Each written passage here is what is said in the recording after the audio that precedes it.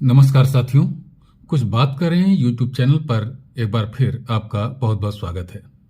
आज मैं महाभारत के आदि पर्व से एक बहुत ही मनोरंजक और बहुत ही महत्वपूर्ण कथा आपके सामने रखूंगा। जैसा कि आप जानते ही हैं कि देवताओं के गुरु बृहस्पति थे और राक्षसों के गुरु यानी दानवों के गुरु शुक्राचार्य थे।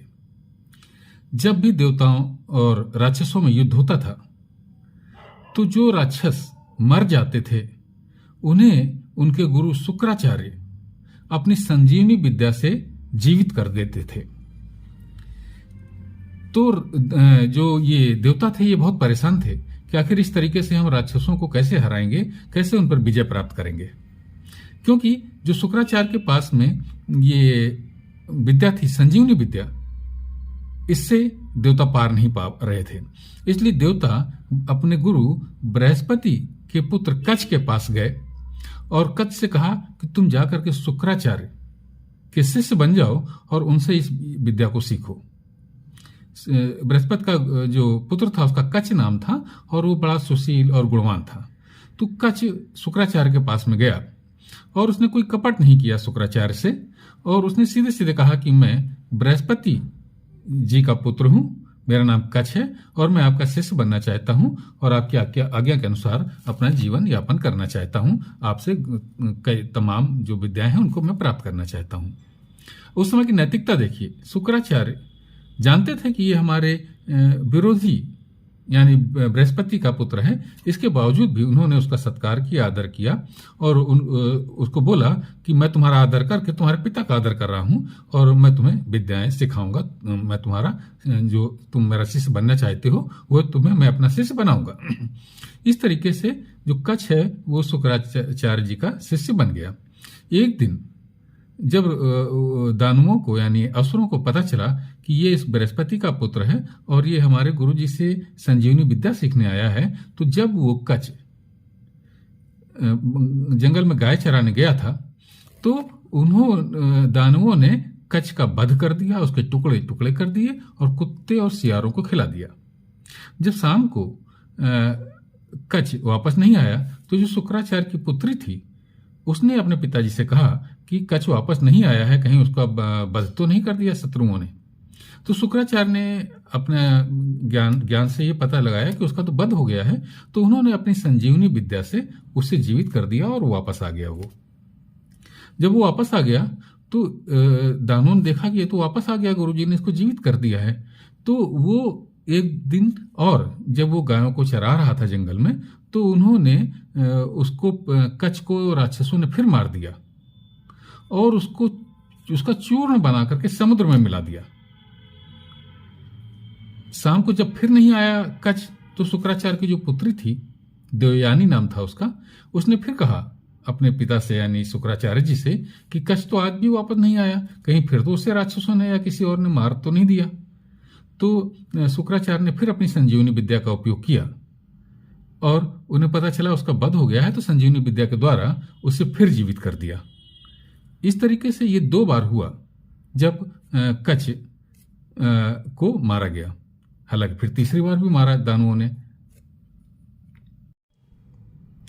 तो इस तरीके से 2 बार असुरों ने कच्छ को मारा और शुक्राचार्य ने अपनी संजीवनी विद्या से उसको जला दिया। अब असुरों को इस बात का बड़ा आश्चर्य होता था कि हमारे गुरुजी हमारे शत्रु देवताओं के जो आचार्य हैं उसके पुत्र को संजीवनी विद्या सिखा देंगे एक दिन, तो हम लोगों का क्या होगा। तो इसलिए इस बार असुरों ने ये किया कि जब कच्छ जंगल में गया था तो उसको मारा और मारने के बाद उसका चूरा बनाया, जला करके उसको भस्म बना दिया और उस भस्म को मदिरा में मिला करके अपने ही गुरु यानी शुक्राचार्य को पिला दिया और शुक्राचार्य ने मदिरा का पान भी कर लिया।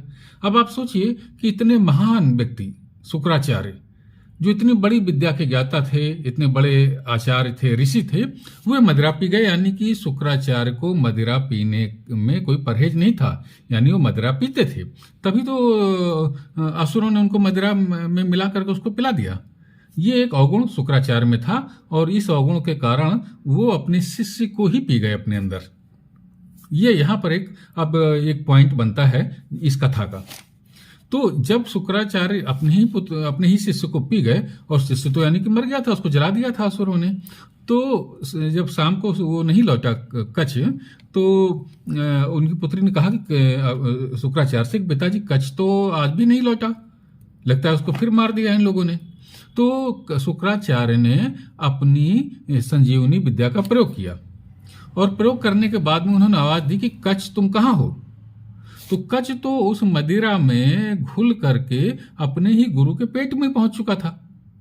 उसने उनके पेट से ही आवाज लगाई, जीवित हो गया, वो जीवित हो गया, लेकिन उसने पेट से ही आवाज लगाई, गुरुजी मैं तो आपके पेट के अंदर हूं। तो शुक्राचार्य ने उससे कहा कि ये तो बड़ा विश्वासघात किया असुरों ने मेरे साथ में, और मैं तुम पेट में रह करके तुम ज्ञानी हो, मैं तुम्हें संजीवनी विद्या सिखाता हूं, और संजीवनी विद्या सीखने के बाद में तुम मेरा पेट फाड़ करके बाहर निकल आना, मैं तो मर जाऊंगा, फिर उसी संजीवनी विद्या से तुम मुझे जीवित कर देना। ये यहाँ पर देखिए दूसरा पॉइंट आया, और कि उन्होंने पेट के अंदर ही उसको अपनी विद्या का ज्ञान दिया, और इस तरीके से जब पेट का अंदर उसको विद्या का ज्ञान दिया, तो कच्छ उस संजीवनी विद्या के प्रभाव से अपने गुरु यानी शुक्राचार्य का पेट फाड़ करके बाहर आ गया। जब पेट फाड़ करके बाहर आ गया, तो वो